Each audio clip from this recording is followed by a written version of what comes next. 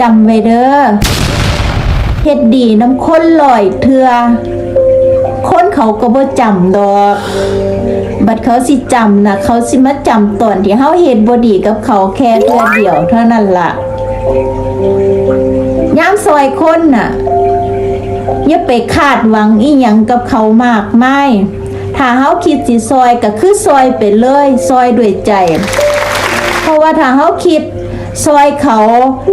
เราไปคาดหวังหรือหวังผลจากเขาเพื่อที่ว่าสักมื้อนึงถ้าเฮาตกอับขึ้นมาเขาก็อาจสิซอยเฮาได้อย่าคิดเถอะเฮาซอยไป100คนน่ะยามเฮาตกอับขึ้นมาถ้ามีคนยื่นมือมาซอยเฮาจักมือนึงคนหนึ่งหรือ2คนก็ว่าบุญเฮาแล้วบุญกุศลแล้วที่เฮาได้เฮ็ดได้สร้างไปนั่นแต่ถ้าเฮาบ่มีไผมาซอยเฮาเลยยามลำบากเฮาก็อย่าสิไปซีเรียสเฮาอย่าไปเครียดอย่าไปแค้นหรือว่าอย่าไปอีหยังทั้งนั้นเฮาต้องยืนด้วยลำแข้งเจ้าของให้ได้พยายามพึ่งพาตัวเองให้ได้ถ้าเฮาตกอับอย่าไปคิดว่าเฮาซอยเขาไว้เขาจะต้องซอยเฮากลับคืนอย่าไปแบกหน้าหาเขาเพราะว่าหลายๆคนเกิดมาเขาก็จะมีความเห็นแก่ตัวในตัวเองอยู่แล้วบ่เว้นแม้กระทั่งแต่ตัวเฮาเองตัวเฮาเองเฮาก็รู้ว่าเฮาเห็นแก่ตัวคือกันถ้าหูจักสติแล้วคิดให้ดีๆทุกคนมีความเห็นแก่ตัวในตัวเองเบิดทุกคนบ่มีไผแบบบ่มีความเห็นแก่ตัวดอกเพราะฉะนั้นอย่าไปคิดว่าซอยคนแล้วคนสิหวนกลับมาซอยเฮาแล้วยามเขาบ่ซอยแล้วสิไปเครียดไปแค้นให้เขา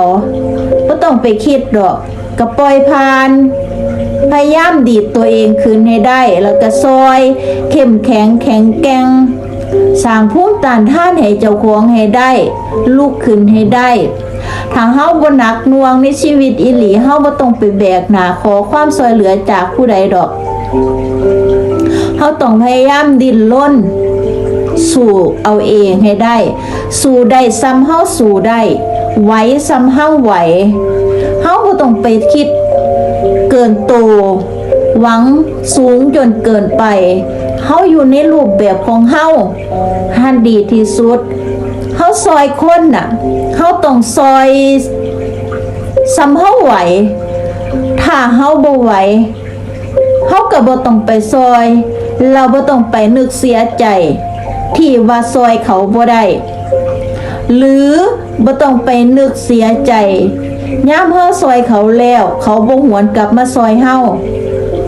นั่นคือว่าเฮาได้ซอยเขาไปด้วยใจแล้วเฮาได้เฮ็ดบุญครั้งยิ่งใหญ่ไปแล้วก็ซ้ำนั่นเองมันหายากเด้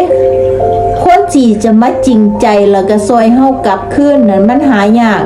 ถ้ามีนั่นก็ถือว่าบุญกุศลอันยิ่งใหญ่บางเทื่อมันอาจสิบ่พอก็ได้ถ้าพ่อให้รักษาไว้มันสิดีกับชีวิตถ้าบ่พอก็บ่เป็นหยังปล่อยผ่านแล้วยืนด้วยลำแข้งเจ้าของให้ได้ยืนด้วยตัวเองให้ได้แกล้งในรูปแบบของเจ้าของให้ได้อย่าไปหัวซ่าผู้ใดอยู่กับเจ้าของให้เป็นซ้ำเนี่ยล่ะฝากไว้คิดด้วยจ้ะ